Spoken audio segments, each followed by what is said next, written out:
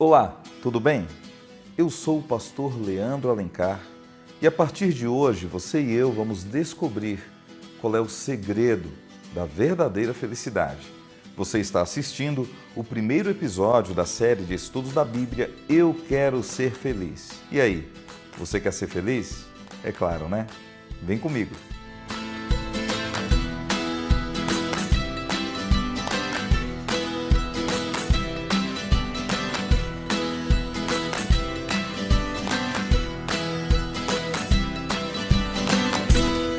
Dificilmente você vai encontrar alguém que não quer ser feliz. Na verdade, você vai encontrar muitos por aí que não são felizes. Mas eles não desejaram isso, porque todos queremos ser felizes. E na busca dessa felicidade, muitos se machucam e perdem a razão para sorrir. Alguns até perdem a razão para existir. Nesse episódio, nós vamos descobrir o caminho da verdadeira alegria, pois a Bíblia é o manual definitivo da minha e da sua felicidade. E olha que legal, você pode acompanhar os episódios e ter acesso ao conteúdo em texto e às lições deste estudo no site www.seriaeuqueroserfeliz.com, assim como esse episódio, cujo tema é o Manual da Felicidade.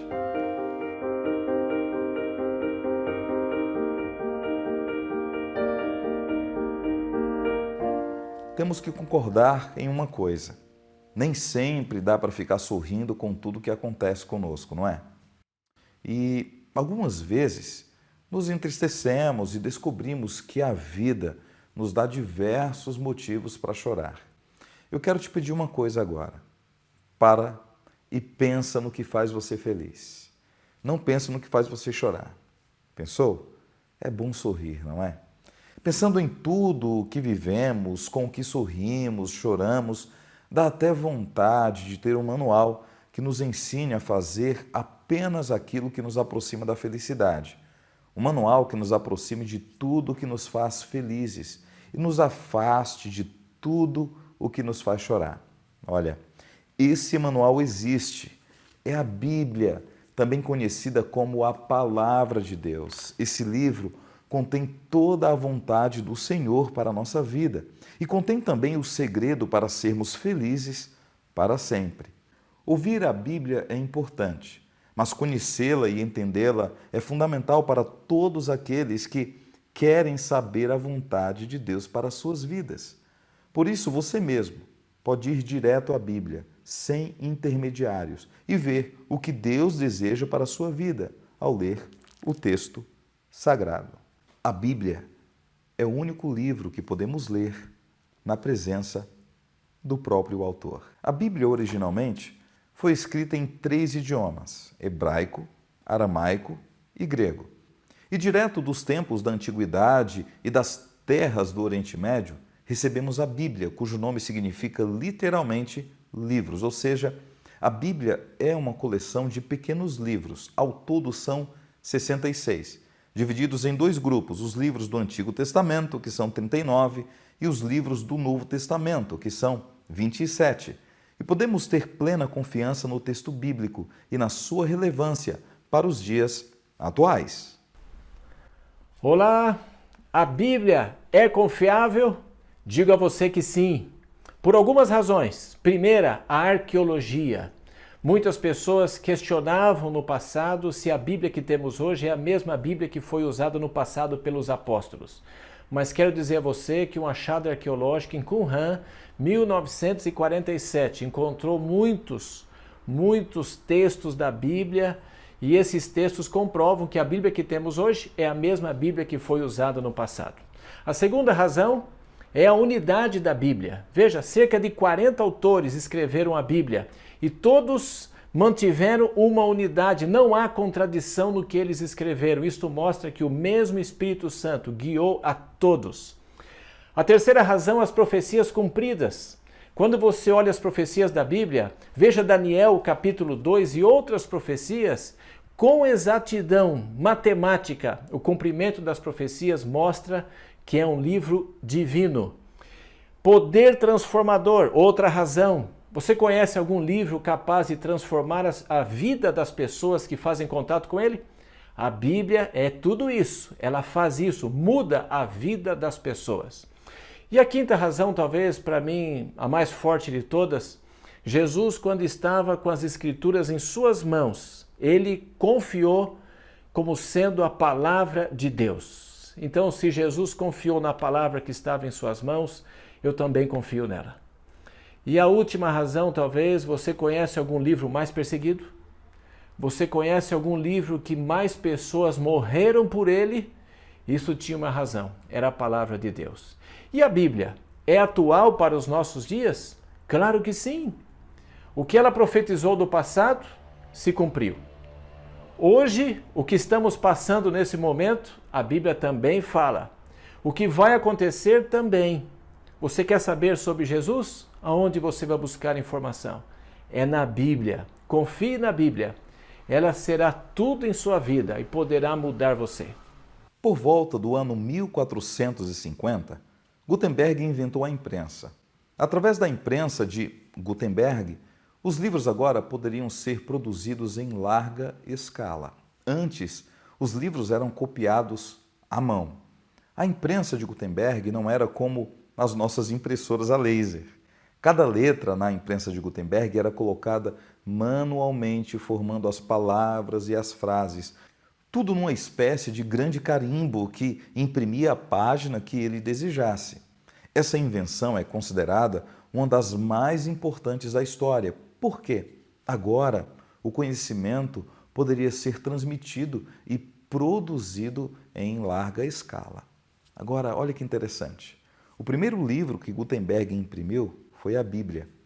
Ele produziu 180 cópias dela, e dessas ainda existem 48.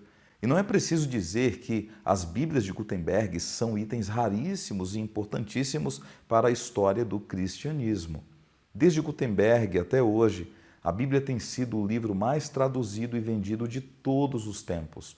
Hoje, a Bíblia está disponível em mais de 2.200 idiomas, mas ainda há muito a ser feito.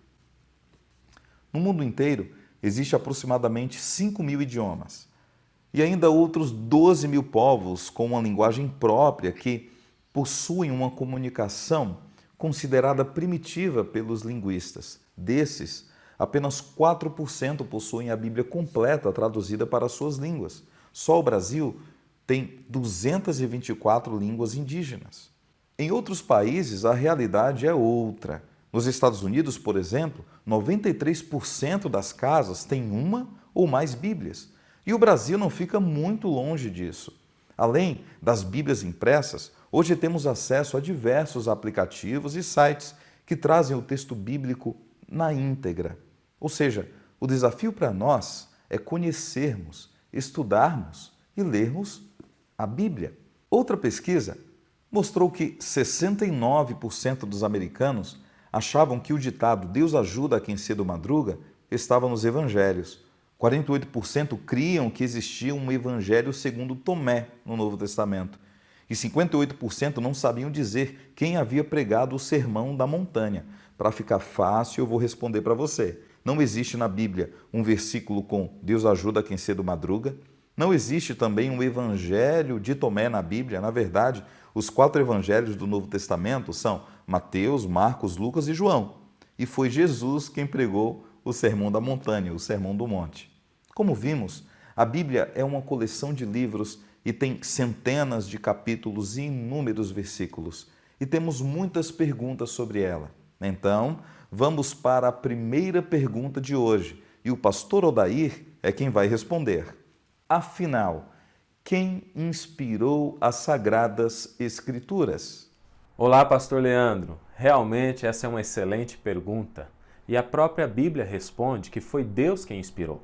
E nós podemos encontrar isso em 2 Timóteo, capítulo 3, verso 16, que diz o seguinte: toda a Escritura é inspirada por Deus e útil para o ensino, para a repreensão, para a correção, para a educação na justiça. Então aqui está a resposta. Deus inspirou a Bíblia. A Bíblia, sobre ela mesma, diz que toda a Escritura é inspirada. Isso significa que não há um texto da Bíblia que é melhor do que o outro, pois toda a Escritura é inspirada. Inclusive, é baseado nesse versículo que lemos que podemos afirmar que o Antigo e o Novo Testamento são igualmente inspirados por Deus e válidos para nós. Um completa o outro. O que o Antigo Testamento espera se cumpre no Novo Testamento. Para termos a bênção completa, precisamos acreditar na Bíblia de maneira completa, por inteiro. Isso, então, nos leva à segunda pergunta: quem recebeu a inspiração para escrever o texto bíblico? Então nós já vimos que foi Deus que inspirou a Bíblia. Agora, quem ele inspirou? Homens separados, homens santos, homens que ele escolheu. E nós podemos confirmar isso na própria Bíblia. Em 2 Pedro, capítulo 1, verso 21, diz o seguinte: porque nunca jamais qualquer profecia foi dada por vontade humana. Entretanto, homens santos falaram da parte de Deus, movidos pelo Espírito Santo. Homens escolhidos, homens diferentes, homens separados. E nós podemos confirmar isso em Hebreus capítulo 1, verso 1, que diz também quem são esses homens. Havendo Deus, outrora, falado, muitas vezes e de muitas maneiras aos pais pelos profetas. Foram homens selecionados por Deus e inspirados por Ele. Deus é o autor da Bíblia, mas ele usou homens para escrevê-la.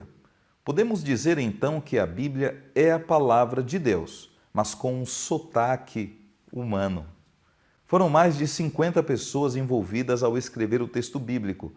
Dentre eles temos estadistas, poetas, historiadores, guerreiros, pescadores, comerciantes, contadores, filósofos, pastores de ovelhas, enfim, gente como a gente, que se permitiu serem usados por Deus para transmitir a palavra do Senhor através da Bíblia.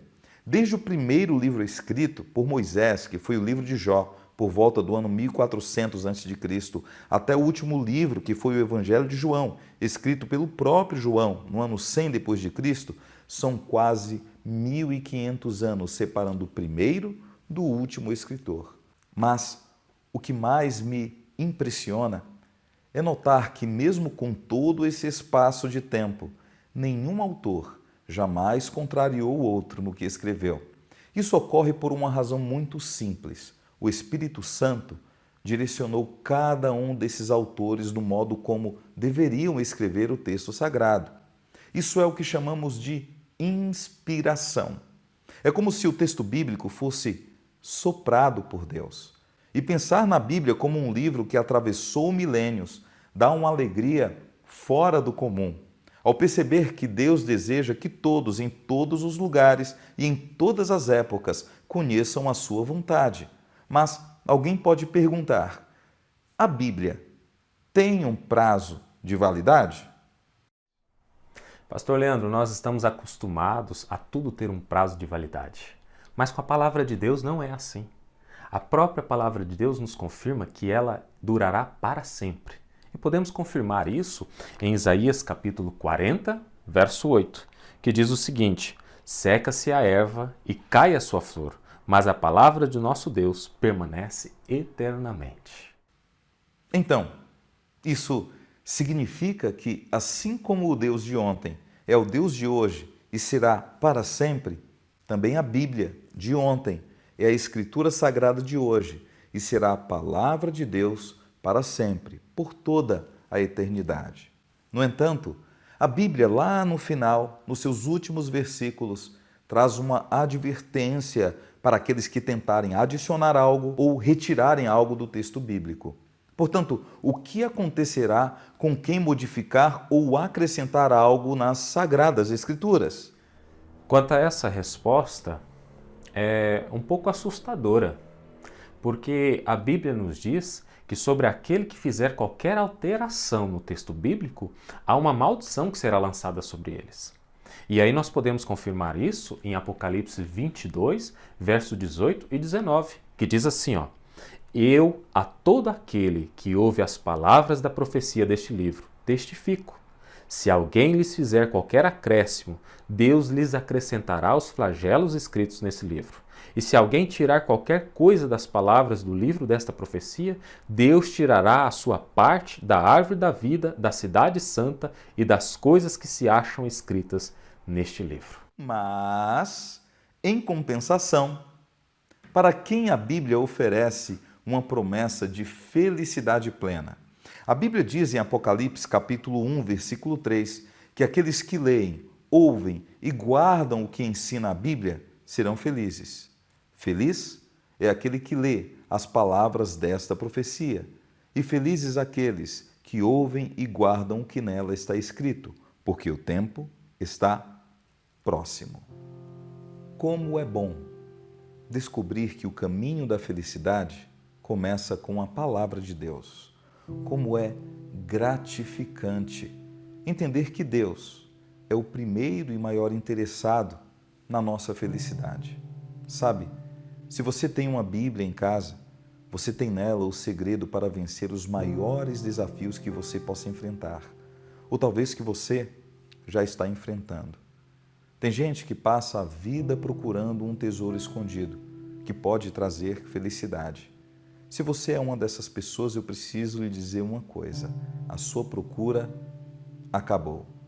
Não só porque você encontrou a Bíblia, que é esse tesouro completo que nos traz felicidade, mas também porque Deus, hoje, encontrou você. Você hoje pode crer que cada palavra do texto bíblico revela não apenas a vontade de Deus, mas revela o próprio Deus. Ou seja, quando você lê a Bíblia, Deus fala com você. Que privilégio! E quando você ora, aí é você quem fala com Ele. No final desse primeiro episódio, você deve tomar uma decisão. E se você aceita que a Bíblia é a verdade e nela está a vontade de Deus para a sua vida, então, leia comigo. Eu creio que a Bíblia é a palavra de Deus e creio que Ele inspirou homens para escrevê-la. Eu quero ser feliz com a Bíblia. Amém? Que Deus abençoe você e a sua decisão. Coloque a sua vida nas mãos do Senhor, aquele que nos deu a Bíblia, o manual da felicidade. Vamos orar? Querido Deus, muito obrigado, Senhor, porque o Senhor nos deixou a Bíblia, a sua palavra. Obrigado porque entendemos que nela está escrita a tua vontade para as nossas vidas. Abençoa cada um destes teus filhos que iniciaram hoje esse estudo da Bíblia, que é o manual da tua vontade, da nossa felicidade. Te pedimos estas coisas no nome de Jesus. Amém. Que Deus abençoe você e até a próxima!